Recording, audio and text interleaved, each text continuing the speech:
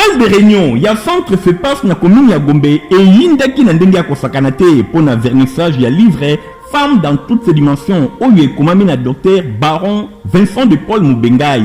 Livre kitoko oyo eza na makambo ebele pe mabomba ya mwasi. Salle oyo etondaki na ba honorable député, ba autorité ya ndenge na ndenge pe ba homme de Dieu ba yaki ebele. Et marraine ya livre oyo, Mama Elisabeth azwaki maloba po na kotalisa eloko nini ekomami na livre pe makambo kitoko oyo eza na kati esengeli batu baye bakotanga pe ko découvrir yango. Na sima ba témoignage ya ndenge na ndenge elekaki po na batu oyo nyonso batangi livre, batu to ba représenter ba association ya ndenge na ndenge bazalaki pe ba homme de Dieu batu nyonso balekaki po na ko témoigner eloko nini bamoni na kati ya livre. Bongo na sima yemoko auteur ya livre Docteur Baron Vincent de Paul Mubengai azwaki pe maloba po na ko expliquer eloko nini epoussé ye akoma livre ya boye pe biloko nini eza na kati ba étape nyonso alekaki apesaki d'explication sur place.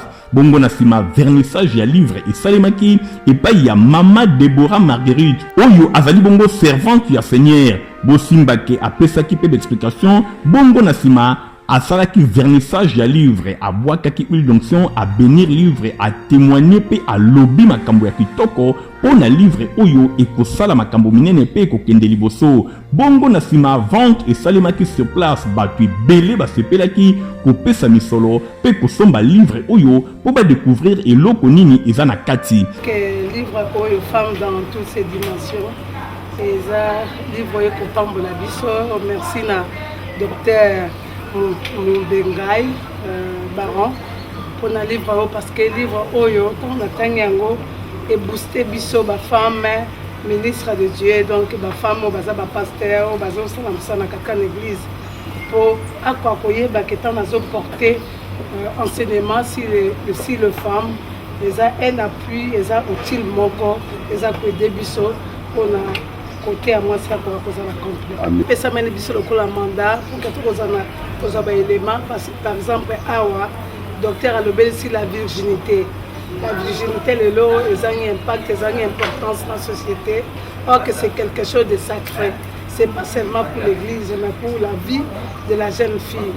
Donc ils ont permettre surtout par ça la batelier tout ça la batelier il y a des femmes mariées et pour que bako réussir bako supporter ma balle à tous à l'autre moment la vision des bazala qui peut nous pas citer aujourd'hui na ba divorce c'est belé parce que la femme n'est pas enseignée n'est pas formée yangonde nazo yebisa ba mama ko se contenter kaka na kolamba na kobota na kosukola sanité zwa mwata pe tanga yekola lisusu oye kokomisa yo makasi ona kolonga babitumba ya vie ou bien ba défi ya vie.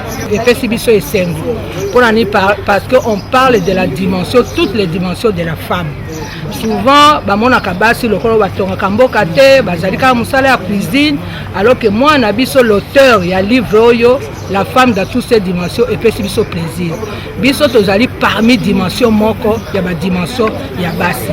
Et je crois que c'est la dimension essentielle parce que au koza la ministre, député tout ça là, mais ce qui dimension oyo biso, il y a pratique, il y a comme maintenir mobali na yo dans ndako za nango te et ko simba te. Yango tozo sala mbela na bana biso ya mwasi, quelle que soit origine na yo, oza na famille riche, oza na kitoko, kene poto, oza na ba haute fonction. N'oublie pas que la première des choses à l'institution est un mariage. Alors tant que Marie Nayo a témoigné comme une femme exemplaire, comme une femme oyazo pesaye sengo au communal.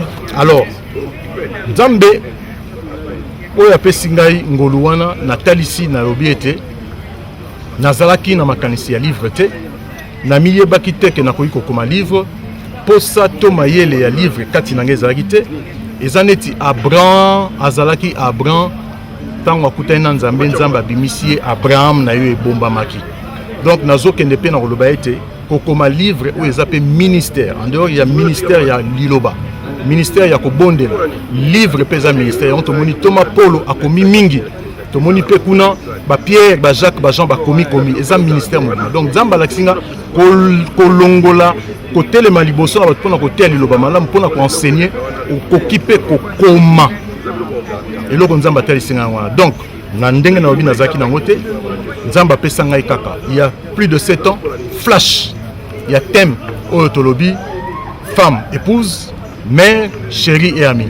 Et flash wana mokolomsu na ke otea.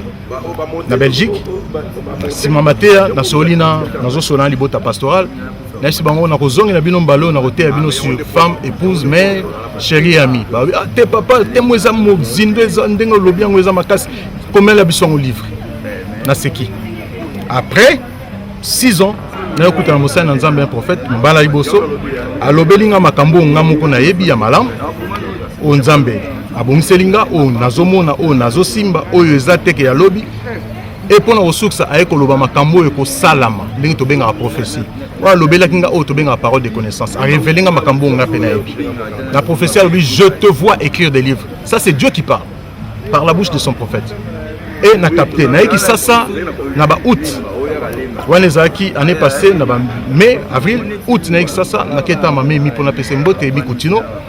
Et puis à epsinga leo na zo telema papa na lingi yonde oya koteya ba maman na seki na tuni bozana thème apesinga thème c'est que une femme doit connaître ngana epsi maman na koteya kaka c'est que une femme doit connaître te na koteya c'est que une femme doit connaître mais femme épouse mère, chérie et amie. Nde akamwe tango na ekote yango basengi lisusu bis balobi na ngai pesa biso basilabis nde nayoki mongongo tolobaka voix audible mongongo molimo na kati koloba na ngai livre yango nde livre yango nalobaki na botami na liboto toza zomi na mibale papa akufi na 74 maman azalaki na moins de 35 ans.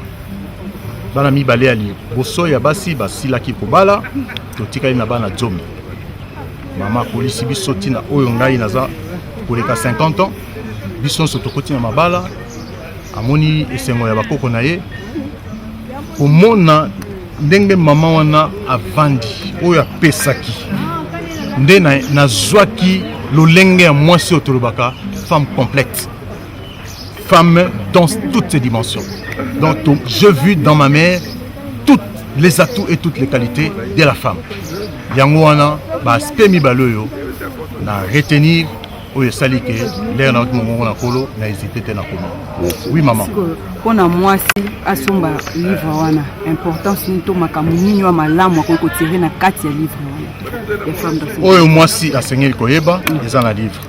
Oyo jeune fille asengeli koyeba eza na livre. Oyo pe vierge asengeli koyeba eza na livre. Oyo divorcé asengeli koyeba eza na livre.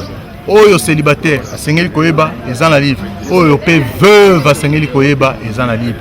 Pe makambo to bengi ko solola na kati ya libota communication ya mwasi na mobali eza bozindo na livre.